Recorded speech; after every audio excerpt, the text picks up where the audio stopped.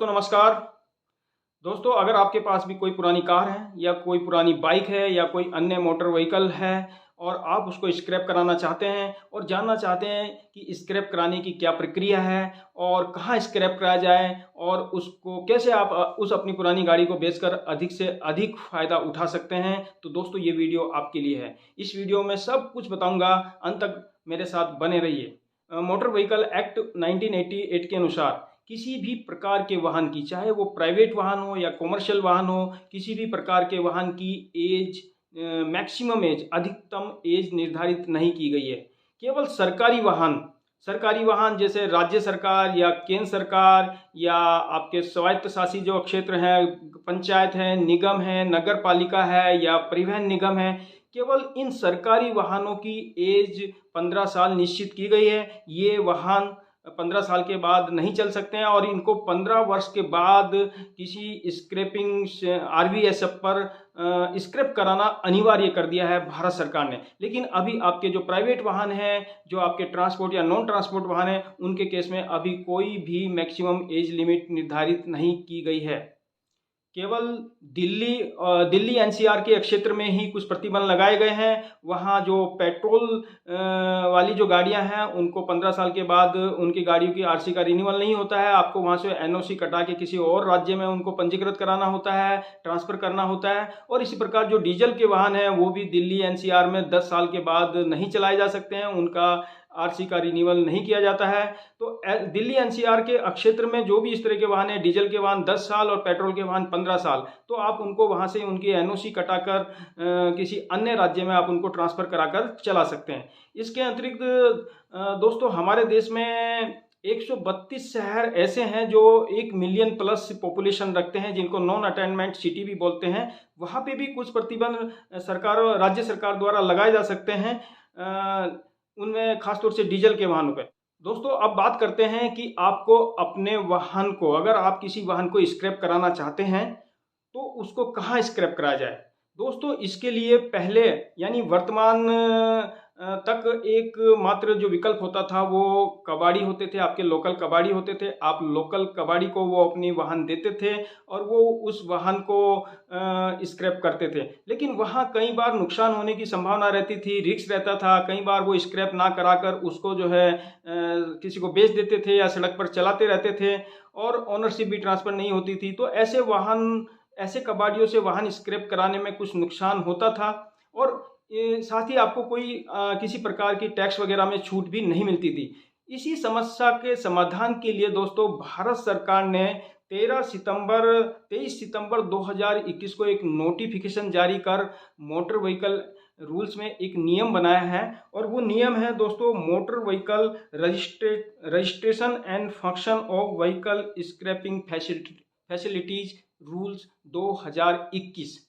यानी भारत सरकार ने इस नियम के तहत आरवीएसएफ यानी कि registered vehicle scrapping facilities, short में आरवीएसएफ ही बोलूँगा मैं पूरी वीडियो में, यानी कि इस नियम के तहत भारत सरकार ने आरवीएसएफ, जहां पर आप अपने वाहनों को स्क्रैप करा सकते हैं, इनकी स्थापना की है। इस नियम के तहत इसकी नियम कैसे आप आरवीएसएफ खोल सकते हैं, कैसे वहां आप अपने वाहनों को स्क्रैप करा सकते हो और तमाम जो भी प्रक्रिया है, नियम है, वो इस कानून में रखी गई है। और इस प्रकार से अभी तक पूरे भारत में 202, आज की डेट की अगर मैं बात करूं 16 अप्रैल 2026 तक, तो पूरे भारत में 202 आरवीएसएफ खुल गए हैं अलग अलग राज्यों में।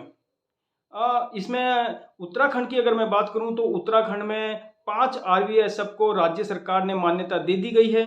दोस्तों आपको अपने वाहन को स्क्रैप कराने के लिए कहीं जाने की आवश्यकता नहीं है। आप घर बैठे ऑनलाइन पोर्टल के माध्यम से अपने वाहन को स्क्रैप करा सकते हैं।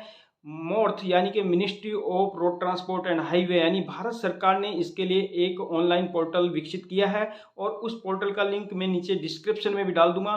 पोर्टल है दोस्तों vscrap.परिवहन.gov.in। आप इस पोर्टल पर अपने वाहन नंबर से लॉगिन कर सकते हैं और ओटीपी बेस है, आपके पास एक ओटीपी आएगा। ओटीपी के बाद आप आगे बढ़ सकते हैं और अपने वाहन का वहाँ डिटेल आपका फैच हो जाएगा। आप डिटेल देखकर उस वाहन को सबमिट कर सकते हैं। उसके बाद जो वहाँ का उस इस RVSF का जो प्रतिनिधि होगा, जो भी वहाँ पे डीलर होगा, वो आपसे कांटेक्ट करेगा और आपके वाहन को आपसे ले लेगा। और बहुत सिंपल प्रक्रिया है। आपको अगर आप खुद उस RVSF के पास जाना चाहें, उससे कांटेक्ट करना चाहें तो कर सकते हैं, उसके पास भी आप अपना वाहन भेज सकते हैं, वरना आप ऑनलाइन माध्यम से लॉगिन कर वहाँ अपना वाहन सबमिट कर आप अपने घर से भी वाहन उठवा सकते हैं, कोई प्रॉब्लम नहीं है। दोस्तों, इस पोर्टल पर जितने भी भारत में RVSF हैं, जहां आपको अपना वाहन स्क्रैप कराना है, सबकी लिस्ट स्टेट वाइज दी गई है। आप स्क्रॉल करके उन सब लिस्ट को देख सकते हैं। अलग अलग राज्यों में अलग अलग RVSF को मान्यता दी गई है। उत्तराखंड में अगर मैं बात करूं तो अभी तक 5 RVSF को मान्यता दे दी गई है। इसी प्रकार आप अपने राज्य को चेक कर सकते हैं। लिंक नीचे डिस्क्रिप्शन में मिल जाएगा।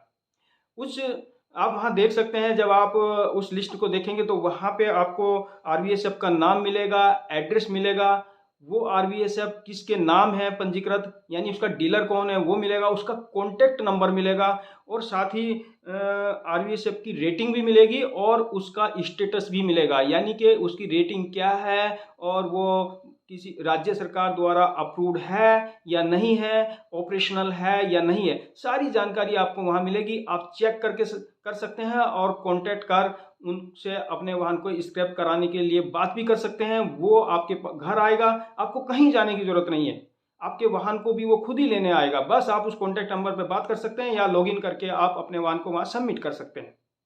दोस्तों, आपके द्वारा अपने वाहन को वहाँ सबमिट करने के बाद, चाहे आप ऑनलाइन माध्यम से करें या फिजिकली करें, उसके बाद जो RVSF है वो आपको एक COD जारी करेगा, एक COD जनरेट करेगा। आप उसको ऑनलाइन अगर कर रहे हैं तो वहाँ से उसको अपलोड कर सकते हैं, और वरना आप उसको अपने फ़ोन पे व्हाट्सएप के माध्यम से या मेल के माध्यम से भी उस COD को मंगा सकते हैं। COD का मतलब है सर्टिफिकेट ऑफ डिपॉजिट, और ये COD ही आपके बहुत काम आने वाला है। आगे मैं वीडियो में बताऊंगा कि इस COD से आपको क्या क्या फ़ायदे होने वाले हैं।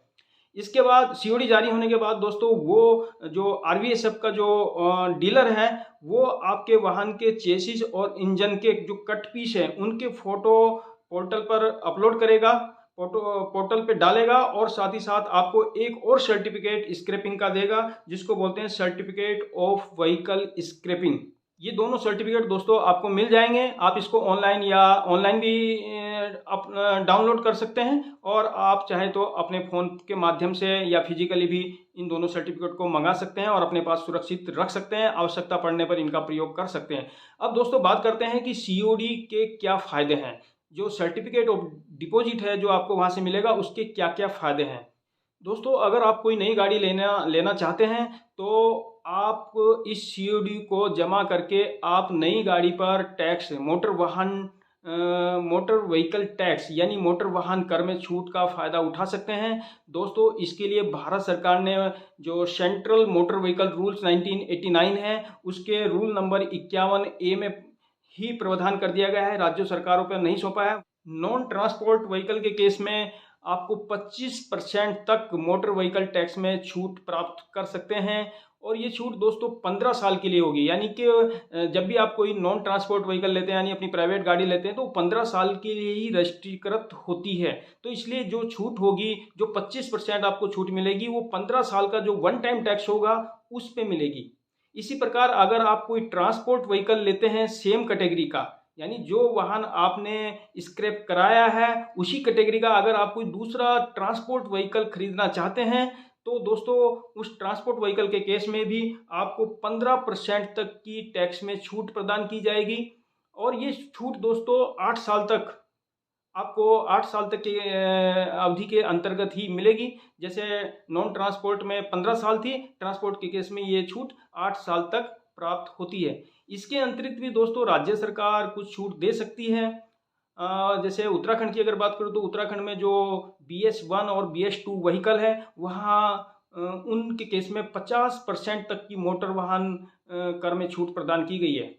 इसके अतिरिक्त दोस्तों COD का एक फ़ायदा ये भी है कि अगर आप कोई अपना नया वाहन नहीं खरीदना चाह रहे हैं, अभी आपको आवश्यकता नहीं है, तो आप उस सीओडी को 3 साल के अंतर्गत बेच भी सकते हैं, किसी अन्य व्यक्ति को बेच सकते हैं। और बेचने के लिए भी आपको कहीं जाने की ज़रूरत नहीं। इसके लिए भी भारत सरकार ने जो पोर्टल बनाया है, जो अभी आरवीएसएफ का जो पोर्टल है, वहीं पर आप उस अपने सीओडी को बेच सकते हैं, किसी को भी बेच सकते हैं। वहाँ पे एक नीलामी की प्रक्रिया होगी, उस नीलामी में जो भी अधिकतम बोली लगाएगा, आप उसे अपनी सीओडी बेच सकते हैं और वहाँ से भी आप फ़ायदा उठा सकते हैं। इसके अतिरिक्त दोस्तों, अगर आप सीओडी प्राप्त कर लेते हैं आरवीएसएफ, तो आपकी बहुत सारी रेस्पॉन्सिबिलिटी उस गाड़ी के प्रति ख़त्म हो जाती है, कोई रिस्क नहीं रहता। आपको आरसी कैंसिल कराने के लिए अपने संबंधित आरटीओ या डीटीओ या रजिस्ट्रिंग अथॉरिटी के पास जाने की ज़रूरत नहीं है। आरवीएसएफ खुद ही उसको स्वतः ही आपकी उस गाड़ी की आरसी को कैंसिल कर देगा। साथ ही सीओडी का एक फ़ायदा दोस्तों ये भी है, अगर आपने जो गाड़ी स्क्रैप कराई है और आपको वो जो वाहन नंबर है वो पसंद है और आप उसको सुरक्षित रखना चाहते हैं किसी अन्य गाड़ी के लिए, तो दोस्तों सीओडी के आधार पर आपको वो नंबर आपकी नई गाड़ी खरीदने पर मिल सकता है। और साथ ही किसी प्रकार का कोई रिस्क नहीं रहता है। एक बार आपने सीओडी प्राप्त कर लिया तो उस वाहन के प्रति अब आपका कोई रिस्क नहीं, जीरो रिस्क, नो रिस्क। दोस्तों अब बात कर लेते हैं कि कौन कौन से वाहन स्क्रैप कराने अनिवार्य हैं। एक तो आप वाहन स्वामी हैं और आप अगर अपने वाहन को स्क्रैप कराना चाहते हैं तो अपनी इच्छा के अनुसार आप स्क्रैप करा सकते हैं, नियम नहीं, कोई प्रतिबंध नहीं है। लेकिन अगर सरकारी गाड़ी है, सरकारी वाहन है, चाहे वो राज्य सरकार हो, केंद्र सरकार हो, या कोई स्वायत्त शासी बोर्ड हो, निगम हो, या पंचायत, जिला पंचायत, कुछ भी हो, अगर सरकारी गाड़ी है तो वो 15 साल के बाद उनको अनिवार्य रूप से स्क्रैप कराना ही कराना होता है।